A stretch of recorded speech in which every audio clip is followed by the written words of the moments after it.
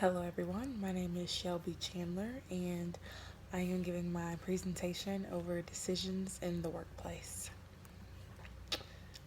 First, we're going to start with the analysis of the situation.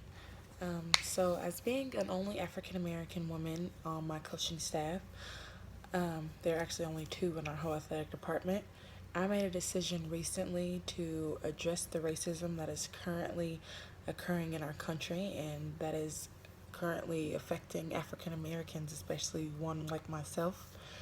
When making this decision, I decided to try and go a different route and try not to be on the defensive end, which didn't work as we'll see in the end, but I tried to decrease my emotional intelligence and increase my cognitive intelligence.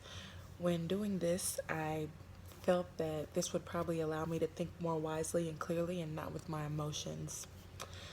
Secondly, I try to think about my players and their emotions and how they're being affected right now because we have a few African American young ladies and mixed girls on our team, and I just knew that based off the social media, this situation was going to be needed to address soon because they were posting different things out of anger and hurt.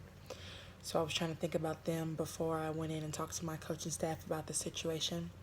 And thirdly, I wanted to be aware of my reactions and the reactions that my coaches might have because they're not used to having these issues addressed. As I said, there aren't a lot of African Americans in Indiana Wesleyan or on the coaching staffs in general, so they would not have been used to having these situations addressed with them.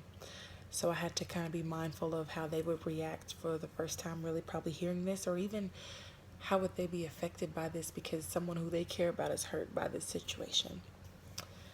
Throughout the assessment of the situation, overall the outcome was actually very good.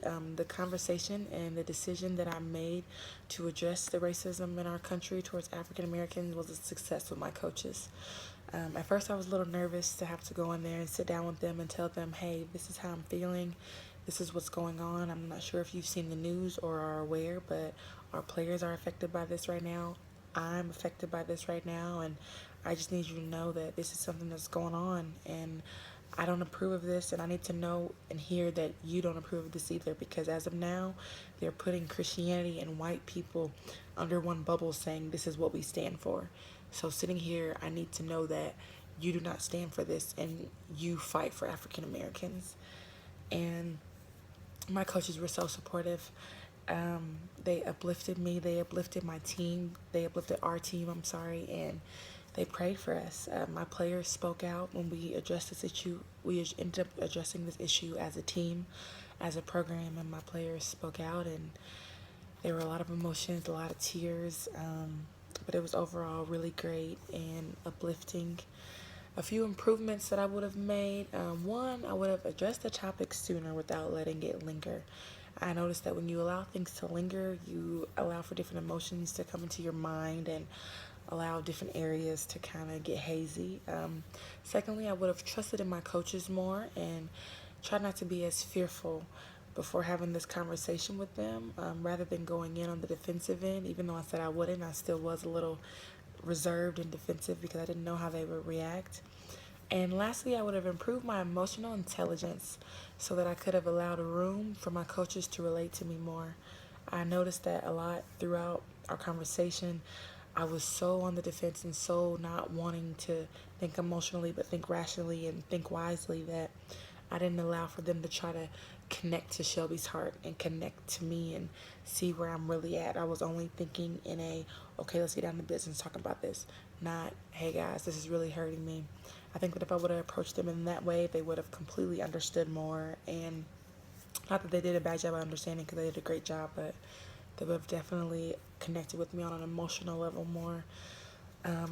The principles that I could have used to help improve, I could have definitely used my Christian worldview in a stronger sense.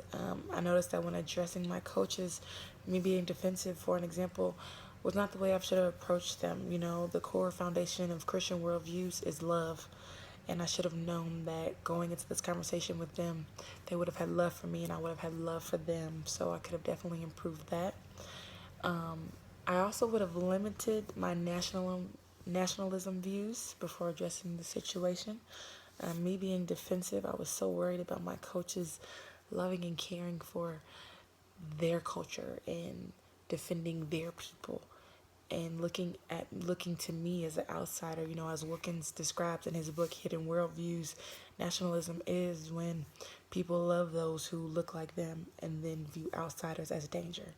So I was really nervous that my coaches would have viewed me in the situation I was addressing as danger, but luckily they did not. And thankfully, the whole situation and the whole discussion was moderated by God, and He truly had His hand on it. So everything all came to a perfect ending, and the discussion was able to be held in a mature manner. My references are on the slide. If you have any questions, please feel free to comment or email me. I'd love to talk more about this topic. Thank you.